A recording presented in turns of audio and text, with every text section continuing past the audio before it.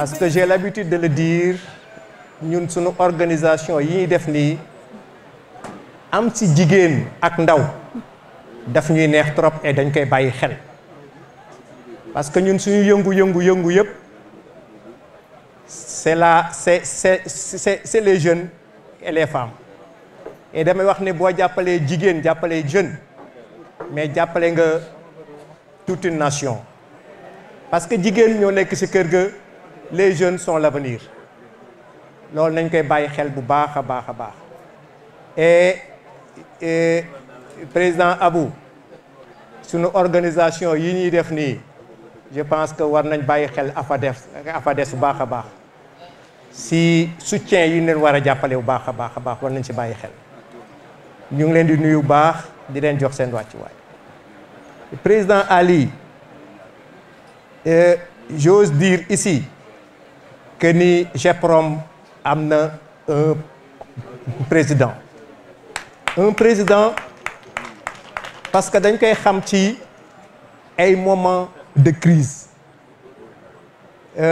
vous avez su en toute lucidité boole ak yar ak teggin wax ak sa nawle président qui vous a compris te amul benn problème c'est comme ça qu'on doit agir c'est pas dans les invectives bi dans des paroles yoo xamante ni un peu mal déplacées que la ñuy régler yenn difficultés yi am du ñàkk nag ci sunu yi organisation yi de temps en temps mu am des malentendus mais il faut savoir raison garder et en cela je vous félicite parce que vous avez su en vraiment responsable gérer l'affaire on s'est parlé en responsable et je vous en félicite noonu rek la parce que sunu organisation yi ñun ñëpp ñoo yem ñoo bokk moi je suis président de l'ADEL Khadim il est président de l'EPTEL moi je suis président de ADEL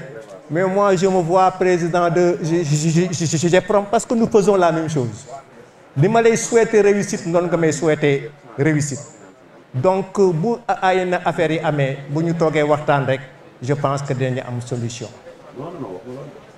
Vous avez évoqué tantôt le thème qui est l'homologation, la caractérisation du ladoum. Effectivement, le FENAFO ça fait un bon bout de temps ñu ngi ci liggéey et effectivement chantier bi war nañ ko accélérer. Moi je dis accélérer. Inviter les techniciens, je dis les experts de l'élevage sur une table ñu xool comment finaliser liggéey boobu nga xamante ni FENAFO mu ngi koy def ça fait des années effectivement laadum bi mi ngi dox mi ngi avancé mais jusqu'à présent y a rien de ficelé ñu teg ko ñu ne laadum bi lii la en rapport avec le ministère ñu définir les critères du laadum ñu ne laadum bi lii la effectivement mu nekk loo xamante ni ñoo ko liggéey ñoo ngi lay remercier bu baax a baax Ali vraiment ñoo ngi lay remercier le thème vient à son heure la caractérisation laadum foog ñu wax ci mais pour cela il faut que tout le monde s'implique toutes les associations de laadum je dis sans exception et en cela moi j'appelle aux états généraux du laadum ou bien des associations de laadum parce que il y a 10 ans effectivement laadum bi demewul woon nii mu demee nii pour ñu arriver à régler surtout thème bi ñuy wax nii homologation du laadum caractérisation il va falloir que tout le monde toutes les associations s'impliquent et pour cela moi je pense que on doit penser aux états généraux de l'élevage du laadum il est grand temps qu'on s'assoie et on procède à un diagnostic sérieux partant de ce qui était ici il y a peut-être 15 ans où Adam moo doon organisé GEPROM moo doon organisé mais aujourd'hui qu'est-ce qu'on remarque presque dans toutes les localités du Sénégal le laadum se développe mais il faut qu'on s'assoie et qu'on tire le bilan ñu xam fu ñu jëm et pour cela il faut que les associations les présidents d'associations acceptent de s'asseoir autour d'une table autour d'une organisation qui est la FENAFO, la filière, la fédération des acteurs de la filière ovine. Le président Abou est là. Moi, je me pose la question de savoir pourquoi les autres associations ne veulent pas venir s'affilier et s'asseoir autour d'une table qu'on parle. Mais ça, le problème. Mais il faut qu'on le dise. Tant que Togouniou, les problèmes vont continuer à survivre et que lui ça, c'est impératif. Il faut qu'on y fasse. Et damay wax ni am na yeneen yu ñuy interpellé du rek caractérisation bi foire yi bari nañ moo amoon comme ni nga ko évoqué sànq Adel ak Jeprom dugalante heureusement qu'il y a eu de bonne volonté des personnes ressources de l'élevage ñu toog waxtaan ñu trouver solution mais est-ce que loolu la war a demee? Non, il faut trouver des solutions durables qui s'inscrivent dans le temps. Et pour cela, il faut que nous toquons. Et moi, à la limite, j'aurais envisagé dès 2025, foire ici, nous suspendre, mettre à contribution l'année 2025. Quel de foire? L'une c'est double moyen. Diagnostiquer sur l'élevage, du toc, wax ko, lijjanti ko, ba tënku ci affaire benn affaire. Moo xamanteni ñëpp ci tënku pour l'intérêt de notre élevage. Sinon, petit xoo day am de dafay continuer rek. Ça, c'est sûr. Il le faut. On a l'habitude de le dire chaque fois si nouveau si foire. Mais il faut qu'on passe à l'acte.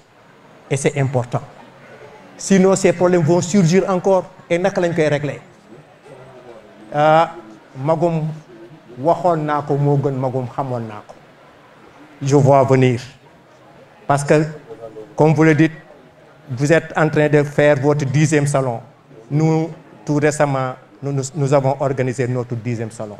Nous avons 12 ans d'existence. Vous avez 18 ans d'existence. Et en cela, il faut un enseignement tiré. Il le faut. Il le faut. Il faut qu'on s'assoie. Il faut qu'on suspende tout ce qu'on est en train de faire pour s'asseoir autour d'une table pendant des mois, diagnostiquer et trouver des solutions. C'est impératif. Je vais terminer avec quelques témoignages sur deux de vos parrains, Elhadji Moustapha Gueye, que j'ai connu avant 2016, chez Foire Thiès. Je m'ai exposé à un xar bu rafet bu je ne me rappelle plus. Je m'ai laaj conseil. 2016, on s'est retrouvé chez Adam, avec le champion Allah, qui avait pris 2e derrière Galactique. Je l'ai avec beaucoup de philosophie. Je l'ai ko ñaanal rek. Je l'ai ko xamanteni ko bëgg élevage. 2016 ak légui ñaata at la. Ça fait 8 ans. 8 ans, je continue d'œuvrer ci élevage, d'investir, de tek ay djégo. Donc, mon référence de cet élevage, il mérite d'être parrainé. L'autre, c'est Balla Gadiaga. Balla Gadiaga, c'est quelqu'un aussi, bon, xamanteni bi mu duggé ci élevage yagul.